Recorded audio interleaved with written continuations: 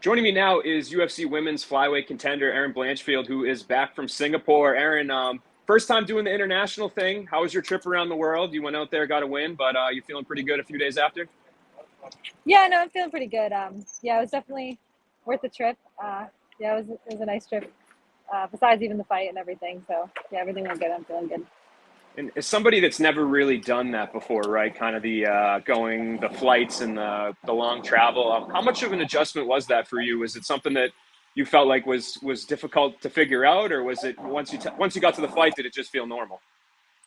Yeah, I went out 2 weeks early just to adjust. I never did anything international before, and I always knew in the back of my head if I ever had to that I'd want to do it right and go out early, just to give myself the time to acclimatize and get used to like the new area. So I feel like by the time the fight came, I felt 100%.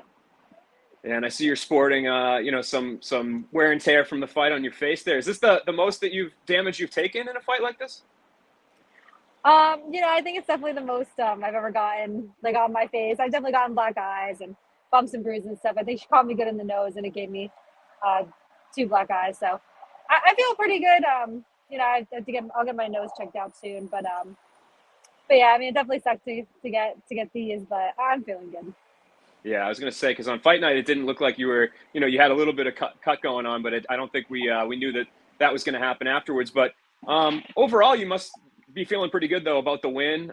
Your biggest win to date as somebody that took Valentina Shevchenko to the limit. So I guess as you've had a few days to kind of let the win marinate and think about it, maybe watch it over. I guess can you assess your performance? How do you feel like you did on Saturday? Yeah, I was really happy to get the win. I wish I could have done a little bit more. Tala is obviously super tough, and like you said, she gave Valentina a great run for her money and brought her to a split, and a lot of people thought she won. She was hard. She was hard to take down, and she had her striking was good in the first round. I feel like she was kind of getting tired, and I was able to kind of start tagging her more in the second and third. So I feel like I'm happy with my ability to adjust and win the fight, especially after dropping that first round. But I definitely expect more out of myself the next time.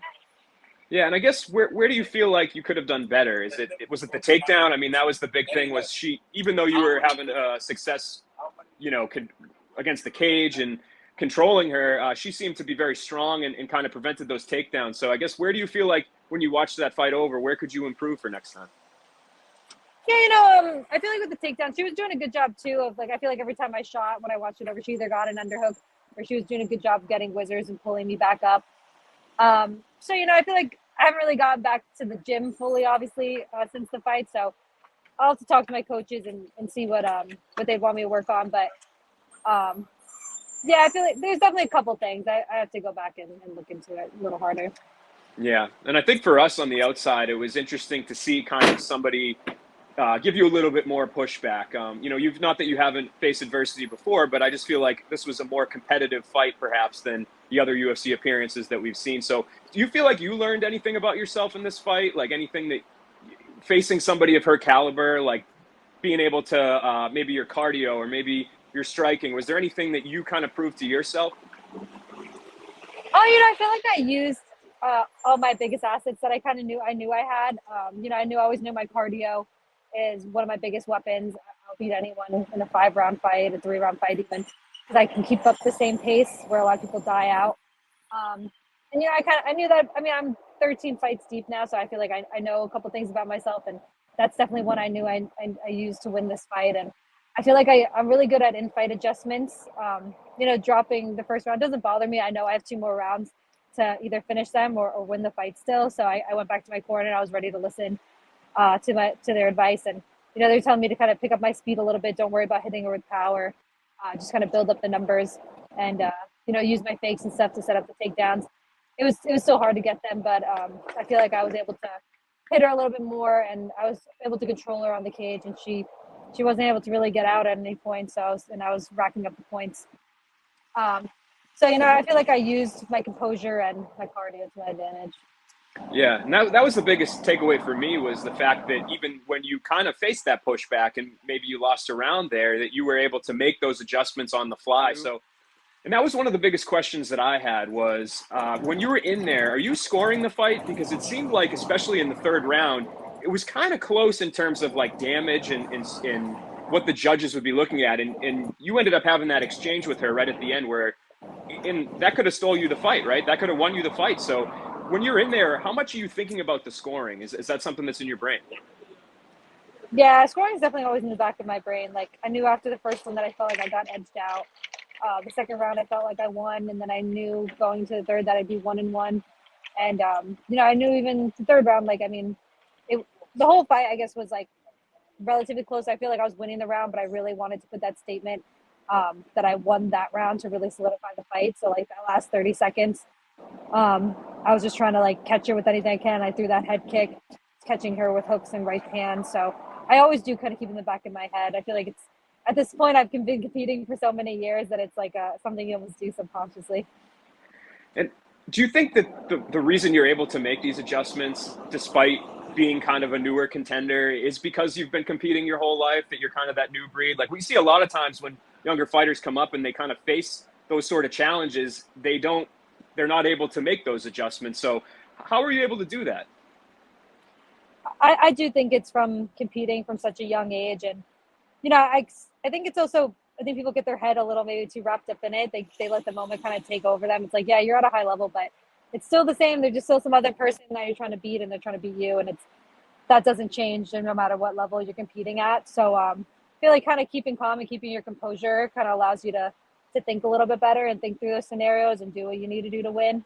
And I think competing my entire life and just kind of like my personality helps me do that. Yeah, because every time, even early on, speaking to you, you were always like, "Yeah, I'm going to be champion. I'm going to win this next fight. I'm going to do this." And it's not like a cockiness thing; it's just a confidence thing. And it seems like that's really paid dividends for you as you sit maybe as the next UFC title challenger. You said in the cage after the fight that that's what you want. I guess how likely do you feel like that is? The division's kind of in a weird place right now, right? Like you got Alexa and Valentina going to fight, and there could be a trilogy there, and then you have Rose and Manon fighting this weekend. So what do you feel like your odds are that you are going to be the next title challenger? I mean, I feel like and things that may change so quickly, so you never know. I feel like I've made my case for sure. Beating Andrade the way I did, and then beating Talia, someone that a lot of people thought Valentina lost to. I feel like I've made my statements for sure, and I could 1,000% be the next title challenger. With Rose and Manon fighting soon, that's obviously another big fight in the division. And then I feel like it almost depends on how the Valentina and Alexa fight goes. Like, if Valentina wins, do they fight again to like solidify that like best 2 out of 3, or do they just have a new contender fight? I don't really know, and I feel like you won't really know until the next 2 fights play out. But I know if I'm next, I'm definitely ready. Yeah, when you look at, let's talk about the fight this weekend, Manon versus Rose Namajunas. I don't know if you saw, but Manon said some stuff about you today at Media Day, kind of. Did you happen to see her comments? No, I didn't see any of it. She said, I got it right here. She said, I'm 100% sure that if I put on a good performance in this fight, considering the performance we've seen from Santos and Blanchfield, I'm going to be fighting for the belt. I'm 100% convinced by that.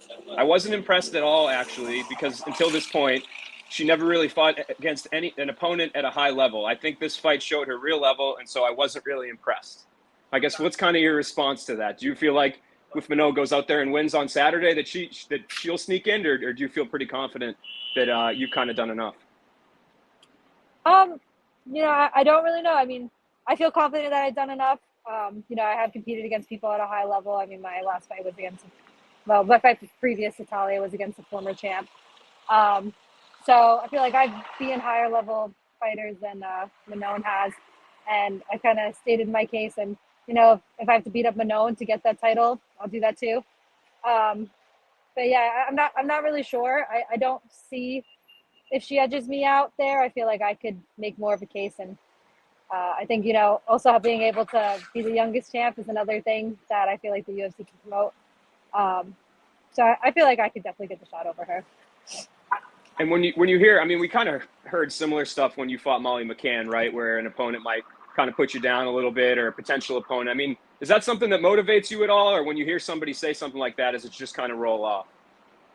Yeah, it definitely rolls off. I mean, people have to say what they have to say to make themselves feel better, or what they think will give them some buzz. Everyone's always going to say that they're going to beat you or that they've done more than you. doesn't mean it's true. And when she's in there with me, eventually she'll see that. And I guess who do you think wins that fight? Are you leaning one way or another? Yeah, I do feel like Manon's gonna win that fight. I think just because she's a little bit of the bigger girl. Rose coming up a weight class, but they're both good, and Rose is a great fighter. I know at 115, I'm curious to see how that translates to 125. Um, but if I had to go with somebody, I'd probably go with Manon just because of the size advantage. And then how about Shevchenko versus Grasso? Do you have any sort of feel in which way you're leaning in that one?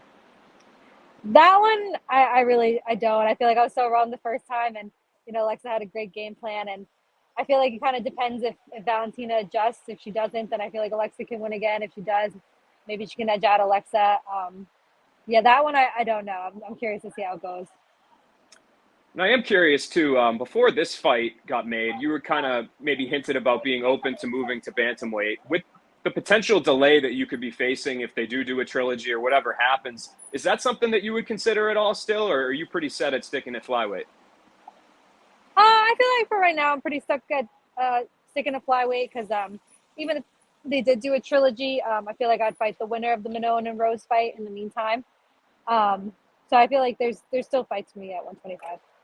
Yeah, that totally makes sense. So I guess what's in the immediate cards for you the next few weeks? I'm assuming you're going to take some time off, or when do you think you'll get back in the gym, and how soon can fans expect to see you back in the cage? Do you think? I'm not really sure. I'm curious to see how these two fights go these next 2 weeks, um, and then I'll be able to kind of see more where I fit into the picture. Um, and yeah, I mean, I'm gonna take a little bit of a break this week, and I'll see how I'm feeling next week, and after I get my nose checked out and everything, and hopefully I'll be back soon. Yeah, and part of the reason I asked that is people are starting to bring it up. I mean, since you came in the UFC, it's been brought up, but like that you were kind of pretty much on pace to potentially become the youngest female to ever hold a title in the UFC. So, is that something that you really like care about? Is it something that makes you want to speed this whole thing up, or is that something that would be cool and but you don't necessarily want to change what you're doing to have that happen? Yeah, I don't feel like I necessarily want to change what I'm doing to have that happen. I feel like it 1000% can, and if I get the fights I need, I 1000% can do that. I don't think it's really a question of like my ability. It's just kind of how the cards fall. Um, and I feel like I always just focus on the next fight in front of me and then what comes. So I feel like just waiting to see what happens with that, and if it happens, that'd be great. If it doesn't, I'm still gonna be champ. So it doesn't matter either way. Cool. Well, Erin, appreciate the time as always. Good luck with everything. Enjoy a little time off, and I'm excited to see what's next. Yeah, thank you. I appreciate it.